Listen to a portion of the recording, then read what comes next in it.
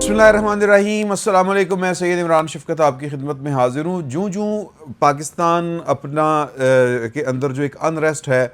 सियासी अदम इस्तेहकाम है, उसको रिज़ॉल्व करने की तरफ, उसके हल की तरफ बढ़ रहा है। और ये ज़ाहिर है कि जनरल फैज़ हमीद साहब की गिरफ़्तारी के बाद पाकिस्तान जो है वो उस सिमत बढ़ना शुरू हुआ है। एकदम से जो बहुत ज़्यादा पाकिस्तान में एक इनकलाबी और एक इंतशारी कैफियत थी, उसमें फ़र्क पड़ा है। तू इंग्लैंड से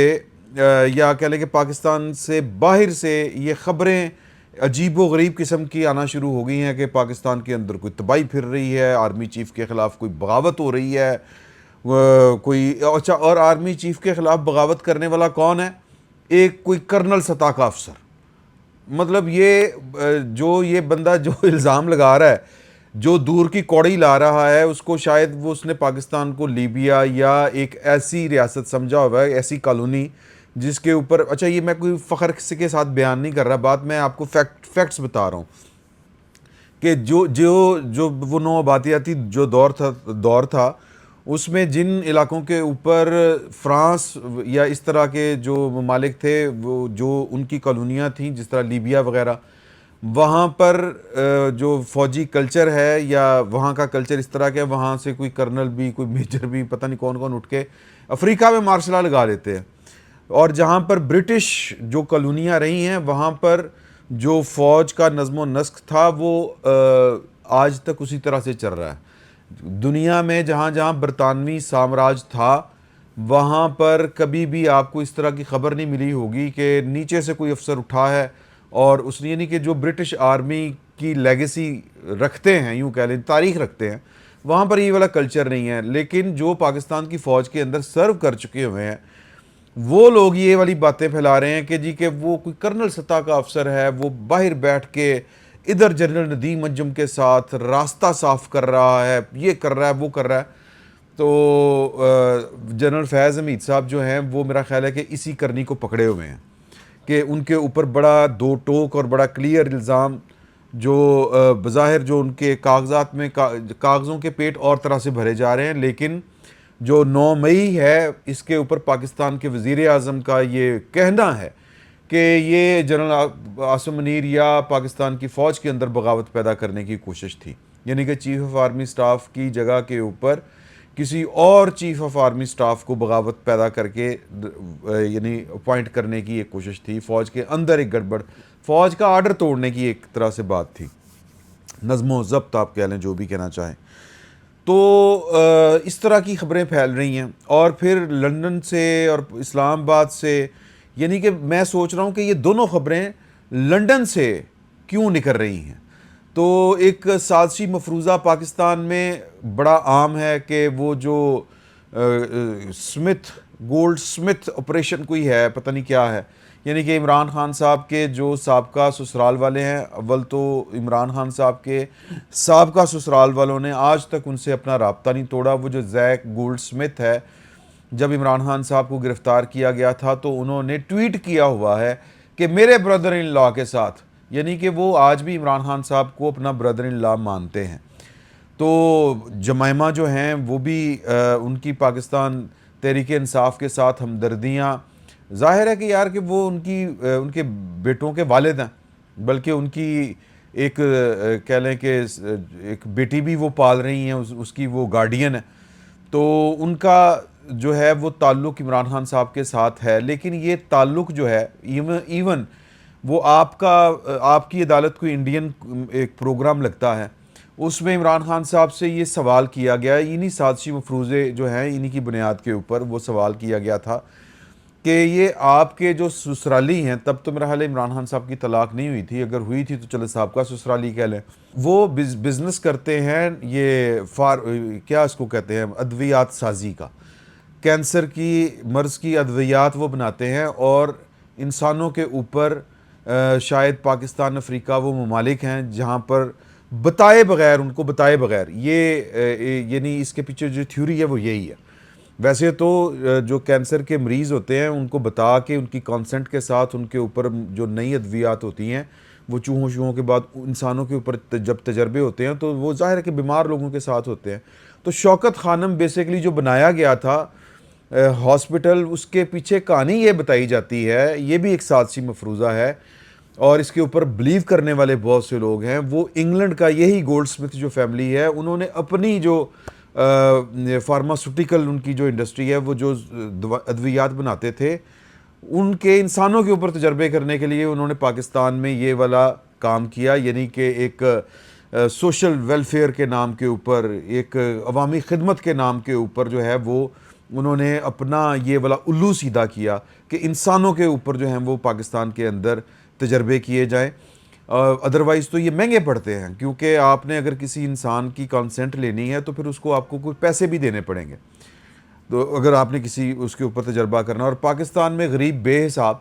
اور مریض بے حساب، ان کے اوپر لمبے تجربے کرتے جائیں اور پیسے نوٹ تھبو کے تھبو کماتے جائیں. اور نیک نامی علیحدہ سے کہ عمران خان صاحب نے دکھی انسانیت کی، کیونکہ ان کی والدہ کینسر کی وجہ سے فوت ہوئی تھی،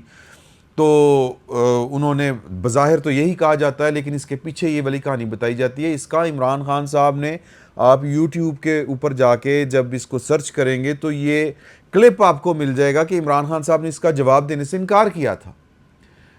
تو یعنی کہ وہ جو گولڈ سمتھ فیملی ہے، وہ ان کے عمران خان صاحب کے ساتھ جو تعلق ہیں وہ محض جذباتی نہیں ہیں، یا وہ محض جو ہیں وہ خونی کوئی تعلق نہیں ہے کہ ان کے بچوں کے وہ والد ہیں یا ان کی بیٹی کے بچے عمران خان صاحب ان کے والد ہیں. یہ معاملہ جو ہے یہ روکڑا problem is the main problem. اور وہ جس فیملی سے، دنیا کی پتہ نہیں وہ کتنی بڑی فیملی ہے، اور آگے سے زیک گولڈ سمتھ کے سسرالی جو ہیں وہ والے بیان کیے جاتے ہیں. یہودی جو وہ جو اندرون خانہ نہیں بڑی تنظیمیں بنا کے کرتے، ہم نے اس کے اوپر بھی ایک پروگرام کیا ہوا ہے، تو ابھی وہ میرے ذہن میں وہ جو ہے وہ جزیات نہیں ہیں، وہ بھی کبھی میں آپ کے ساتھ شیئر کروں گا. تو اس سب کے پیچھے فیض حمید صاحب کی گرفتاری کے بعد پاکستان میں chill.com ہو گیا ہے، اور ادھر سے سٹوریز آ رہی ہیں. سٹوریز ایک سٹوری جو ہے وہ عدیل راجہ کے عادل راجہ صاحب نے شیئر کی ہے، اور لندن میں بیٹھ کے انہوں نے امریکہ سے متعلق ایک سٹوری جو شیئر کی ہے کہ امریکہ میں جو ہے وہ ایک کرنل سطح کا افسر تھا جو سفارت خانے میں تعینات تھا، انڈر کور تھا. وہ آصف مرچنٹ کے ساتھ مل کے ٹرمپ کو مروانے کی اور دیگر جو سیاستدان ہیں ان کے لیے وہ کوشش کر رہا تھا. اور یہی بندہ ادھر بیٹھ کے جنرل ندیم انجم جو ہے وہ ان کے لیے کام کر رہا تھا کہ جنرل ندیم انجم کو بنانا ہے army chief, general Asim Munir صاحب کو ہٹا کے آرمی چیف بنانا ہے. عجیب و غریب قسم کی بات ہے جو کامن سینس، مطلب کوئی سمجھ نہیں آتی کہ یہ لاجک کے کسی پیمانے کے اوپر پوری نہیں اترتی. کہ ایک پہلی بات یہ کہ امریکہ خود اس کو ڈینائی کر چکا ہے کہ آصف مرچنٹ جو ہے وہ اس کی جو پاکستان کے اندر اس طرح کے کوئی کسی کے ساتھ روابط تھے، یا امریکہ میں کسی کے ساتھ روابط تھے، وہ اس کے اگر رابطے تھے تو وہ CIA کے لوگوں کے ساتھ رابطے تھے جو انڈر کور اس کو جو کہہ لیں کہ بے نقاب کرنے کی کوشش کر رہے تھے، اس کے ساتھ مل کے اس کے پلان کا حصہ بن کے اس کو جاننے کی کوشش کر رہے تھے. گرفتار ہے، چیزیں رپورٹ سامنے آ جائے گی. تو ایک تو یہ والی بات کہ مطلب دور کی کوڑی لائے، اور پھر ادھر بیٹھ کے واشنگٹن DC میں بیٹھ کے ایک کرنل سطح کا افسر پاکستان میں جنرل ندیم انجم کے لیے کس طرح راستہ صاف کر سکتا ہے کہ وہ اس کو آرمی چیف بنانا ہے ان کو عاصم منیر صاحب کی جگہ کے اوپر. تو یہ چونکہ پائن لندن میں بیٹھے ہوئے ہیں، چونکہ پائن جو ہے ان کے جمائمہ کے ساتھ جڑی جو آپ جو کہہ لیں کہ ہم نے ان کی تصاویر بھی دیکھی، قربت داری بھی ہے، یعنی کہ رابطہ بہرحال ضرور ہے. تو شک کا جو ہے دائرہ وہ تو اسی طرف جا رہا ہے. پھر جو دوسری سٹوری ہے یہ کیا اس کو کہتے ہیں جی، کہ ایک کوئی انگلینڈ کی صحافی ہیں خاتون اور ایک اسلام آباد کا ہے کوئی صحافی، انہوں نے یہ بیٹھ کے سٹوری جو ہے وہ دی ہے کہ جی کہ پاکستان کے اندر بہت زیادہ انریسٹ ہے اور کوئی انقلاب برپا ہونے جا رہا ہے پاکستان کے اندر. اب یہ انقلاب برپا پاکستان کے اندر کیوں ہونے جا رہا ہے کہ وہ جو رولنگ ایلیٹ ہے اس کے خلاف لوگوں کی جو ہے وہ غصہ جو ہے وہ بجلی کے بلوں سے لے کے، اور پھر چونکہ بیسیکلی اس پوری سٹوری کا جو کرکس ہے وہ یہ ہے کہ چونکہ ایک 8 فروری کو ایک اس طرح کی حکومت آئی ہے جو حکومت بیسیکلی بنتی نہیں تھی اور وہ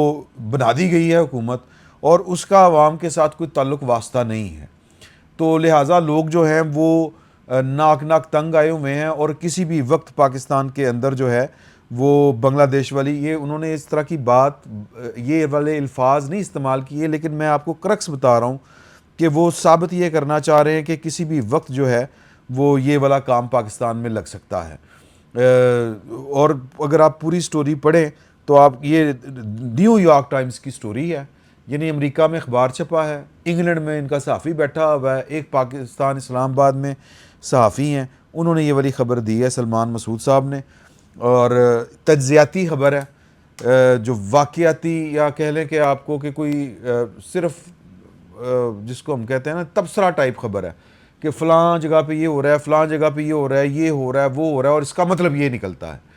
تو یہ جو ڈانڈے مل رہے ہیں، یہ سارے کے سارے ڈانڈے آپ کو اگر مل رہے ہیں تو لنڈن میں بیٹھے ہوئے لوگ جو ہیں وہ امریکہ کی خبر دے رہے ہیں پاکستان سے متعلق۔ آپ یہ پتہ نہیں کتنے کلومیٹر کا فاصلہ بنتا ہے، لیکن اگر آپ تکون دیکھیں کہ پاکستان اسلام آباد سے لنڈن،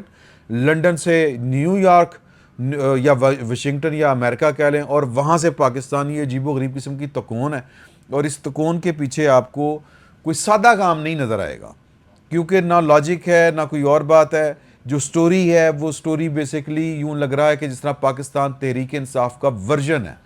ان کا سیاسی مقدمہ یا ان کا سیاسی جو نیریٹو ہے وہ بیٹھ کے ایک نیو یارک ٹائم دے رہا ہے، اور نیو یارک ٹائم میں چھپنے والی سٹوری کے خالق کہاں پہ ہیں؟ لنڈن میں۔ اور جنرل عاصم منیر صاحب اور جنرل ندیم انجم کے درمیان ایک فساد کھڑا ہے، اور اس فساد میں جنرل ندیم انجم کا ساتھ ایک کرنل سطح کا افسر جو ٹرانسفر ہو کے پاکستان میں آ چکا ہے، نئی پوسٹنگ پر میرا خیال وہ جانے والا ہوگا یا جا رہا ہوگا، یہ پچھلے دنوں جو ترقیاں وغیرہ ہوئی تھی وہ کرنل تھا، بریگیڈیئر ہو گیا ہوگا، تو یا انہی کی خبر میں، انہی کے ٹویٹ میں وہ لکھا ہوا ہے کہ اس کی جگہ کے اوپر کوئی اور آ گیا، یہ بریگیڈیئر بن گیا ہے، اور مطلب جیمز بانڈ 007 اور پی ٹی آئی کا موقف سارے کا سارا۔ تو بیسیکلی یہ تکلیفیں اس لیے ہو رہی ہیں کہ پاکستان کے اندر جو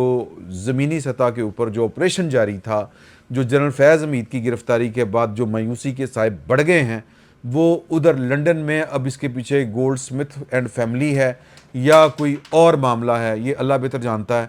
لیکن اتنا ضرور ہے کہ یہ پاکستان کے اندر جو چیزیں ریزالو ہو رہی ہیں، چیزیں سیٹل ہو رہی ہیں، یہ تکلیف ان کی لندن میں محسوس کی جا رہی ہے، امریکہ میں محسوس کی جا رہی ہے۔ فی الوقت اتنا ہی، بہت بہت شکریہ۔